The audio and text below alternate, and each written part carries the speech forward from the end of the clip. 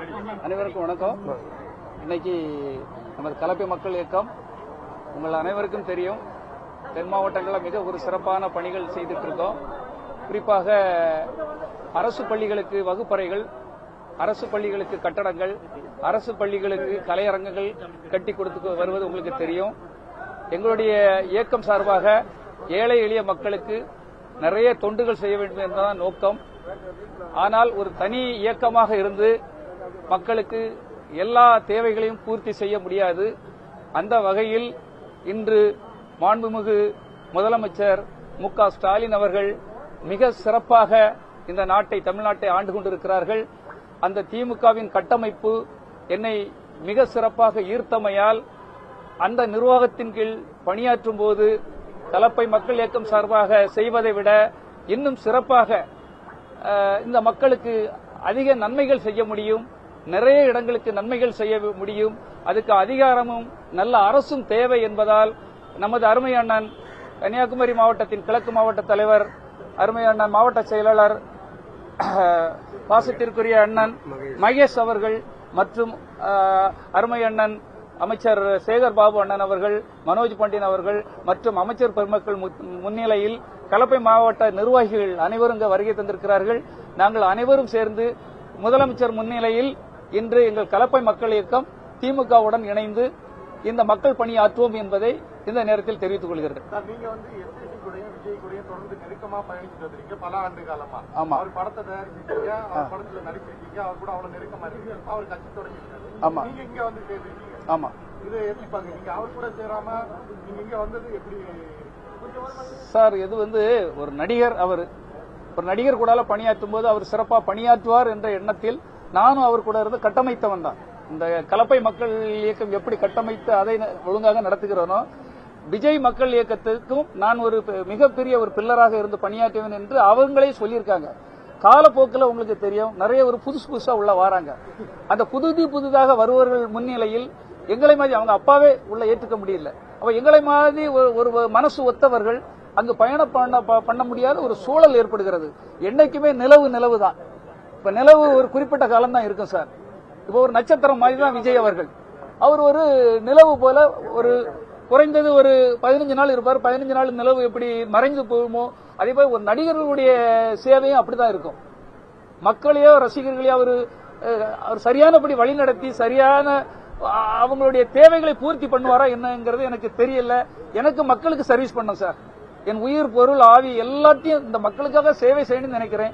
அதுக்கு ஒரு நல்ல கட்டமைப்பு தேவைப்பட்டது. அந்த கட்டமைப்பு எனக்கு இன்னைக்கு இருக்க சூழல்ல திமுக கழகம் மிக சிறப்பாக செய்துட்டு இருக்காங்க. அங்க இணைந்து கொண்டேன். என்னை வரவேற்கிறார்கள். நஷ்டம் ஏற்பட்டதா சொன்னீங்க. புலிப்படத்துல பெரிய நஷ்டம் வந்துச்சு. அந்த நஷ்டத்தை இதுவரைக்கும் ஈடுகட்டினாங்களா? இன்னமும் அந்த பணத்துல ஏதாவது விஜய் ஏதாவது கொடுத்தாரா? இல்ல, அந்த படத்துக்கு பிறவே அவரு அதான் சார், ஒரு நல்ல கூட்டம் ஒண்ணு இருக்கு, தீயர் கூட்டம் ஒண்ணு இருக்கு. இந்த தீய கூட்டங்கள் என்ன செய்யும்னா, நல்லவர்களை எப்படியாவது வெளியே தெளிவாங்க சார். குப்பை தொட்டிகள் எல்லாம் எப்படியாவது உள்ள ஒண்ணு சேர்க்கறதுக்கு பார்ப்பாங்க. அந்த குப்பை தொட்டிகள் எல்லாம் ஒண்ணு சேரும்போது நல்ல ஒரு நிர்வாகத்தை கொடுக்க முடியாது சார். யாரா இருந்தாலும் கொடுக்க முடியாது. பெரிய ஆற்றல் இருக்கும், அவங்களுக்கு பெரிய புகழ் இருக்கும், புகழ் வெளிச்சம் இருக்கும், உச்சத்துல இருப்பாங்க. ஆனால் சுத்தி இருக்கவங்க சரியாக அமையாவிட்டால் அவங்கள வேறொரு திசைக்கு கொண்டு போயிடுவாங்கிறது என்னுடைய வாழ்க்கையில நான் பார்த்திருக்கேன். அம்மாவுடைய வாழ்க்கை கூட நீங்க பாத்தீங்கன்னா அப்படிதான். சுத்தி இருப்பவர்கள் ரொம்ப நல்லா இருக்கணும் சார். புஷியானந்த், ஆதவ் எல்லாரும் எடுத்துருக்கு. இப்ப என்ன இருக்கு, பயம் என்ன வேண்டி இருக்கு சார்? உண்மைதானே? நீங்க கடைசியில சேர்ந்த நாஞ்சில் சம்பத் முதல் எல்லா பெரிய தியாகிகள் கிடையாது. அவர் ஒரு மாற்றமான அரசியல் கொண்டு வரணும்னு சொன்னாரு. என்ன சொன்னாரு? ஃபர்ஸ்ட்ல நான் ரசிகர் மன்றத்திற்காக உழைத்தவர்களுக்கு, எனக்கு போஸ்டர் ஓட்டினவங்களுக்கு, பால் ஊத்தினவர்களுக்கு தான் நான் முக்கியத்துவம் கொடுப்பேன்னு சொன்னார். கரெக்டா? இன்னைக்கு அதுல இருக்கிற ஒரு 7 பேரை சொல்றேன். 7 பேரும் ஏதாவது ரசிகர் மன்றத்தில் இருந்தவங்களா?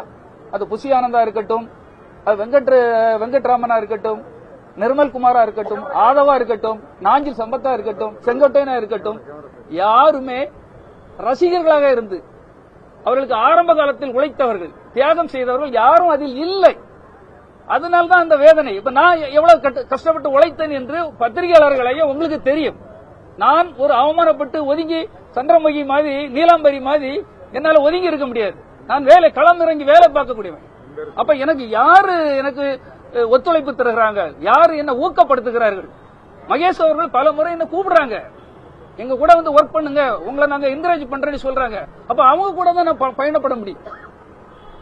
சார், இப்ப சிறப்பான ஆட்சி தருவன்னு சொல்றாரு. ஆமா, பல ஆண்டுகள் அவரோட பணியாற்றி இருக்கீங்க. ஆமா. சினிமால உண்மையா இருந்திருக்காரா விஜய்? சினிமா துறைக்கு உண்மையா இருந்திருக்காரா? சார், சினிமா துறைக்கு உண்மையா இருந்தேன்னா அது நான் அவர் கூட இருந்தவன், அந்த நான் பதில் சொல்ல முடியாது. ஆனால் சினிமா வேறு, அரசியல் வேறு. அதான் சொல்றோம்ல, நிலவு கொஞ்ச நாள் தான் சார் இருக்க முடியும். ஆனால் சூரியன் என்றும் இருக்கும். சூரியனுடைய இது அது வந்து அதனுடைய பிரகாசம் மக்களுடைய உடம்புக்கு ரொம்ப நல்லது. அதனால தான் நான் சூரியன் பக்கம் வந்திருக்கேன். அங்க எப்படி இருந்தாலும் நிலவு அமாவாசை ஆகும் ஒரு நாள்.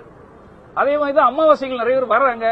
நல்லவர்களுக்கு இங்க வழி இருக்காது, நல்லவர்களை வாழ விட மாட்டாங்கிற எண்ணத்துல நல்ல சிறப்பா செய்தா எனக்கு சந்தோஷம் தான் சார். அப்பாட்டே நீங்க இருந்திருக்கீங்க. ஆமா, அப்பா பிள்ளைக்குள்ள ரிலேஷன்ஷிப், அப்பா பையனுக்கு உள்ள ரிலேஷன்ஷிப் ஆரம்பத்தில் இருந்த மாதிரி இல்ல சார்.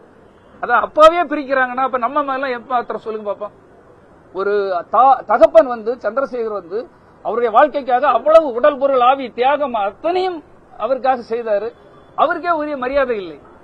அப்போ புதுசா யாரோ வந்து, அதாவது எதையாவது இந்த விட்டில் பூச்சிகளை எதையாவது பண்ணி உடனே போயிடும். அதே மாதிரி புதுசா யாராவது வராங்க, அவங்க வந்து நிரந்தரமாக நல்ல அவரை கைட் பண்ண முடியாதுங்கிறது என்னுடைய ஒரு கருத்து சார்.